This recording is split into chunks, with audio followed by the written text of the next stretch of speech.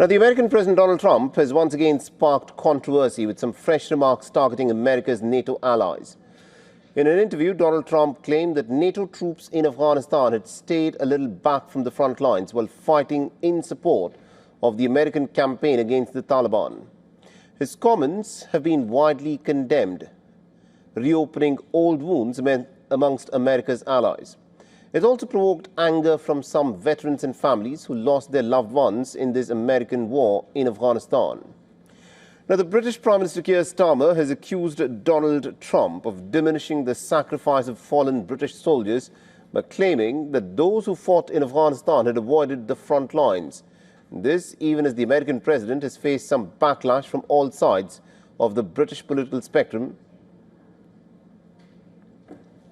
It's complete nonsense. It is complete nonsense. I spoke to parents of young men who had lost their lives in Afghanistan, and I think it is a disgrace to denigrate their memory like that. Every November, we celebrate our fallen. It's not just World War I or World War II. It is more recent conflicts like Iraq and Afghanistan. And I think that there is too much careless talk from President Trump. So tracking some comments made that NATO troops stayed a little off the front lines in Afghanistan and that the US has never necessarily needed us. Well, it's a real shame to hear that. The only time NATO has ever enacted Article 5 was after the 9/11 terrorist attacks, when the United States and the world rallied to the support of the US. Our agencies, our forces, our politicians, we all stood together, shoulder to shoulder, and responded. On Afghanistan, frankly, this is utterly ridiculous. Many courageous and honourable service personnel from many nations fought on the front line. Now, Trump's statement has also raised a number of questions over whether NATO allies will stand by the United States if it ever needed their support. Since the start of the year, Trump has repeatedly questioned NATO's commitments, saying that the United States has never gotten anything from supporting the NATO military alliance. He's also said that he's not sure whether NATO will in fact come to America's defense if it ever were to come under threat. Now, in the wake of the September 11 attacks back in 2001, the United States had invoked NATO's Article 5 collective defense clause for the first and the only time in NATO alliance's history. Now, Article 5 states that an attack against one NATO member is considered an attack against every other NATO member. Now, following that decision, NATO allies and partner nations had joined the US-led attack on Afghanistan, fighting alongside the American troops for nearly about 20 years. The United Kingdom was amongst the key partners to deploy its forces to Afghanistan after the collective security clause was triggered.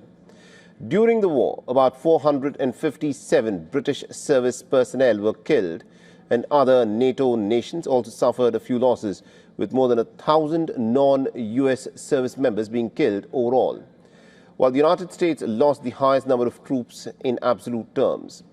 The remarks have also come at the end of a week in which Trump has further strained his relations with NATO's partners.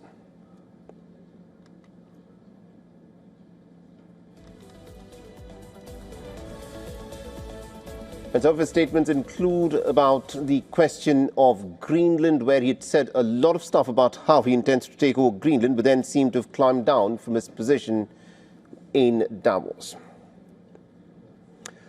All right, now joining us on the broadcast from Washington, D.C., we've got Mr. John Rosamondo. He's the president of the Viking Research Associates, geostrategist, and also an expert on national security.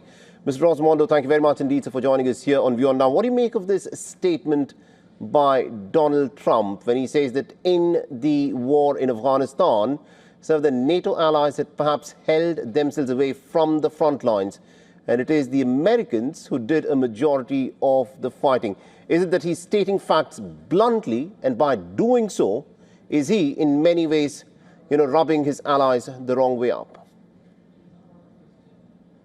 Well, let's put it this way. President Trump has never been anybody to sugarcoat things, but I can tell you based on my interactions with high-ranking Afghan generals, they all said that the Americans were the ones carrying most of the brunt, and one of the former chiefs of staff of the Afghan army said to me that he felt that the NATO allies were kind of like aloof and kind of they were in frontline combat for sure, but they weren't the ones shouldering the majority of the effort, and it's a complete nightmare getting them to contribute adequate troops, adequate provisions, and so forth for the U.S. government.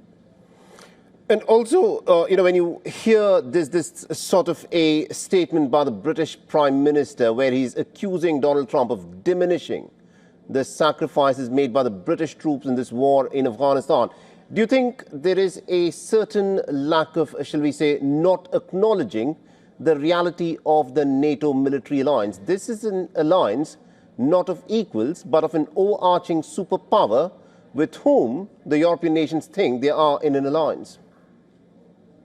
Well, let's put it this way. You can't do anything in the NATO alliance without unanimity of all of the defense ministers. I mean, which makes the alliance kind of unwieldy. The United States has shouldered the overwhelming brunt of NATO's military power. The British Army is subpar. I mean, the thing is that Trump has a point.